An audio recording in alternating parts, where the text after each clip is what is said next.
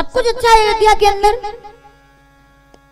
राजा दशरथ एक दिन मुकुट सीधा करते हैं भरी सभा में। सुमंत्र जी ने कहा मुकुट देखो, कांच रख दिया सामने, तो एक सफेद बाल कान के पीछे नजर आया तो उन्होंने कहा मैं बूढ़ा हो गया हूँ, राम को राजा बनाऊंगा। सबने कहा बहुत अच्छा, साधो साधो साधो, इससे बढ़िया कोई निर्णय नहीं, राम जी को राजा बना दो, हमें स्वीकार, राज्य को स्वीकार, परिवार को स्वीकार, सभा को स्वीकार, गांव को स्वीकार, दुश्मनों को भी, सबको स्वीकार। राम ऐसे व्यक्तित्व हैं जिनको सब स्वीकार करते हैं, सब प्रेम करते हैं, हमको स्वीकार है, अच्छा निर्णय। कब होगा? वशिष्ठ जी से पूछा बताइए कब करें? बोले एक काम करो आप कल बना दो, ज्यादा देर नहीं करेंगे, इससे ज्यादा और क्या करते हो। कल कल कल काल करे सो कल करेंगे, कल ठीक है, कल कर देंगे, तैयारी कर दो। एक रात में इतनी भव्य तैयारी, कितनी देर में? एक रात में। जो अपने को 1 महीना 2 महीने से हम लोग सब कर रहे थे, उससे डबल तैयारी। समुद्रों का जल, नदियों का जल, मिट्टी, हवन की तैयारी, सब रात भर में कंप्लीट। सोचो आप कितना उत्साह होगा लोगों में कि भिड़ गए सब। कोई रंगोली बना रहा, कोई मिठाई बनाने लग गया, कोई दिए लगाने लग गया, कोई तैयारी करने लगा, राम आ रहे, राम आ रहे, राजा बनेंगे, राम राजा बनेंगे, राम राजा बनेंगे। 27 वर्ष के राजकुमार राजा बनने वाले, बधाई हो, सब तैयारी करो, तैयारी करो, तैयारी करो, सब तैयार, सबकी तैयारी कंप्लीट। अब सब ठीक चल रहा था तो कौशल्या जी की दासी बहुत सारा धन, क्योंकि माता कौशल्या को तो अभी खबर ही नहीं थी, तो वो सब सामान सामग्री लेकर के और दौड़ रही थी, मंथरा से टकरा गई। मंथरा से टकराई तो मंथरा ने कहा क्या बात है, इतना सामान कहाँ ले जाती? बोले तुम्हें क्या पता, तुम तो बैठी रहो एक तरफ, तुम्हारे बस की बात नहीं है। कल राम राजा बनने वाले हैं और मैंने राम को गोद में खिलाया है, तो मैं राजमाता बनने वाली हूँ। तुम भी अगर कैकेयी की जगह कौशल्या की दासी होती तो आज तुम्हारे भी ठाट बाट होते। नाम मंथरा, मंदमती, मंदमती, मंदमती मतलब जिसमें दिमाग कम होता है, कम बुद्धि वाला। अब मंदमती का मतलब ये मत समझ लेना कि जो पागल है या जिसके पास ज्यादा, नहीं नहीं, ये वो वाला नहीं है, ये तो भयंकर तेज है, तर्राट एकदम, ये वैसी नहीं है, ये एकदम। मंदमती किसको कहते हैं? चलो सुनिएगा, मंदमती कौन? कितना भी स्मार्ट हो, कितनी इंटेलिजेंट हो, कितनी भी एक्टिव हो, हर प्रकार से कुशल हो, कोई फर्क नहीं पड़ता, अगर अपने घर के आंगन की बात पड़ोसी के घर जाकर के बता दे तो वही परिवार में मंदमती कहलाता है, जो अपने घर के रहस्य दूसरों को जाकर बताता है। एक बात याद रखिएगा, जब अपने घर के लोगों के खिलाफ आप दूसरों से बात करने लगते हैं तो आपके घर को भगवान भी नहीं बचा सकते हैं, क्योंकि षड्यंत्र बाहर से शुरू होते हैं लेकिन उसकी शुरुआत अंदर से होती है, उसका बीजारोपण अंदर से होता है। मंथरा और शकुनी ये दोनों बाहर वाले थे, इन्होंने पूरी सत्ता हिला करके रख दी 2 राज परिवारों की। जब परिंदा पर नहीं मार सकता था, वह दुश्मन पहले से ही अंदर बैठा हुआ था, घात लगा करके एकदम ढहा देगा सारी खुशियों को। मंथरा आई कैकेयी के पास, आप लोग जानते हैं, मैं इस पर ज्यादा नहीं बोलूंगी। कैकेयी से कहती है कि गजब हो गया। कैकेयी कहती है क्या हुआ, मेरा बेटा राम और राजा ठीक तो है? बोले कितनी पागल हो तुम, अब भी राम के बारे में सोच रही हो? राम तो बहुत ठीक है और राजा तो बहुत ज्यादा ठीक है और रानी तो उससे भी ज्यादा ठीक है, क्योंकि ये सब तो अपने आप में राजा रानी राजमाता बन रहे हैं, तुम क्या करोगी? कैकेयी कहती है, आप लोग प्रसंग जानते हैं इसलिए मैं ज्यादा नहीं बोल रही हूँ, कि अच्छा राम राजा बन रहा है? बोले हाँ, बहुत खुश हुई। लेकिन मंथरा कहती है तुम्हें सोचना चाहिए कि राम राजा बनेंगे तो भरत का क्या होगा? कैकेयी कहती है क्या होगा?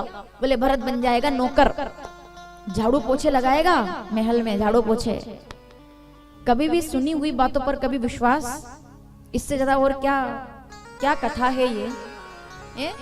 सीधे सीधे राम जी राजा बन जाते, बात खत्म हो जाती, कुछ नहीं था फिर। लेकिन अगर सीधे सीधे राम जी राजा बन जाते, एक बात सुनिए जरा, अगर सीधे सीधे कथा हो जाती पूरी और मौसम बढ़िया रहता, धूप चमकती रहती, तो आज से 10 साल के बाद अपने बच्चों को जब आप बताते कि अपने गांव में जब कथा हुई थी, तो आप ये कभी नहीं बताते कि बेटा पानी गिरा था और गिरते पानी में हमने कथा सुनी थी। बताते कभी आप?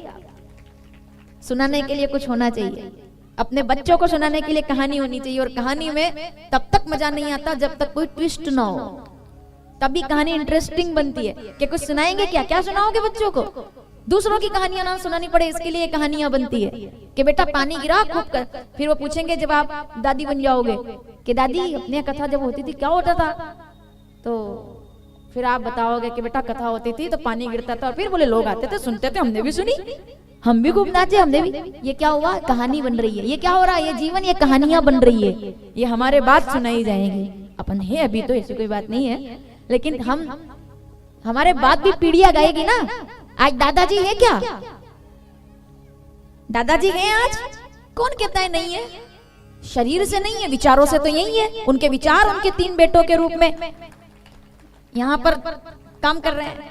विचार चलते हैं इंसान के, शरीर का क्या है? शरीर से कोई जीता मरता नहीं है। हाँ, विचार इंसान को जिंदा रखते हैं और विचार इंसान को आगे बढ़ाकर रखते हैं। तो सब ठीक होता, राम जी राजा बन जाते, क्या दिक्कत थी? लेकिन अगर राम राजा बन जाते तो आज हजारों साल के बाद मेरे पास पाताल गुटकुरी के पंडाल में बोलने के लिए कोई कथा नहीं होती। मैं क्या सुनाती आपको कि एक राजकुमार थे और महल के अंदर जन्म लिए और विवाह हुआ, राजा बन गए। एक थे राजा, एक थी रानी, खत्म कहानी। बस नहीं, अब शुरू होती है असली कथा। सावधान, जितना सुनो मन से सुनना। रानी कहती है क्या मेरा बेटा नौकर बनेगा? नहीं, ऐसा नहीं होने दूंगी। फिर तू क्या करेगी? बोले वरदान मांगूंगी। राजा को बुलवाया, राजा आए, अमंगल वेश में नारी अपनी पत्नी को देखा, कैकेयी को, घबरा गया, थर थर कांपने लगा। राजा, दुनिया में सबका सामना एक पुरुष कर सकता है। दुनिया में इंसान बड़ी सी बड़ी लड़ाई बाहर वालों से लड़ सकता है, लेकिन अंतर कलह का कोई इलाज नहीं है। घर में जब अशांति हो जाए तो इंसान सबसे जीत सकता है, लेकिन घर से कभी नहीं जीत सकता, वहां वो हार जाता है। और कहां हारे राजा दशरथ? बड़े बड़े शत्रु उनको नहीं हरा सके।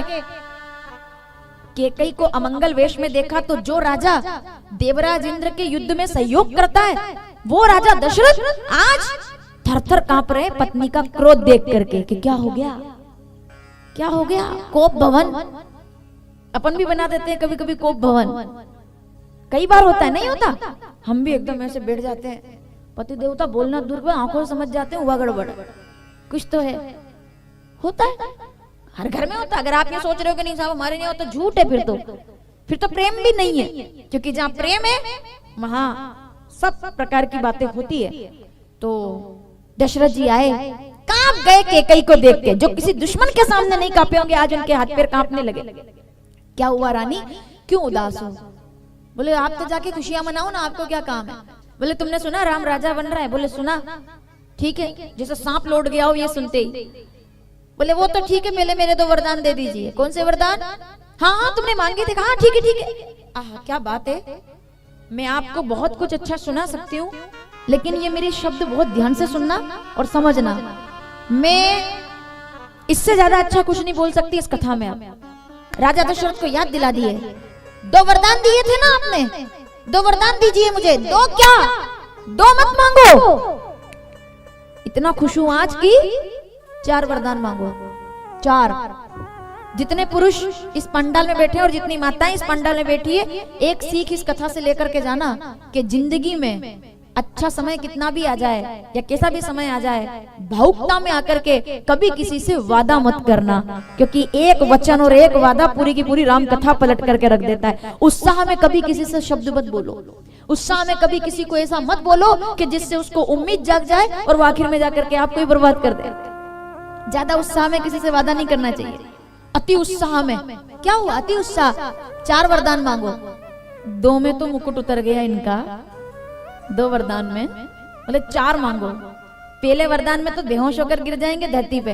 कैकेयी कहती है 4 रहना तो महाराज, 2 ही दे दो। क्या है 2? बोले मैं प्रार्थना करती हूँ आपसे कि राजन सुनो प्राण प्रिय भावत जी का, मांगो प्रथम भरत के टीका। राम नहीं, भरत को राजा बनाया जाए, भरत को राजा बनाया।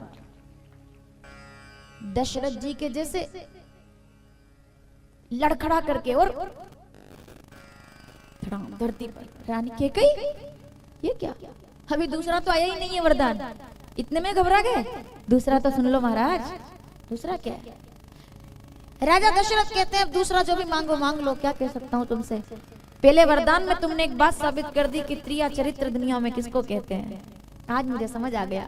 जिंदगी भर से मुझसे बुढ़ापे तक कह रही थी कि राम को राजा बनाओ, राम को राजा बनाओ, और आज एकदम से पलट गई और कहती है भरत को राजा बनाओ। आज मुझे समझ आ गया कि नारी से जीतना संभव नहीं है। दूसरा वरदान भी बोल दे, क्या चाहती है? बोले तापस वेश विशेष सुख उदासी 14 बरस। एक एक शब्द मानो पहाड़ की तरह टूटा। राजा दशरथ मूर्छित हो गए।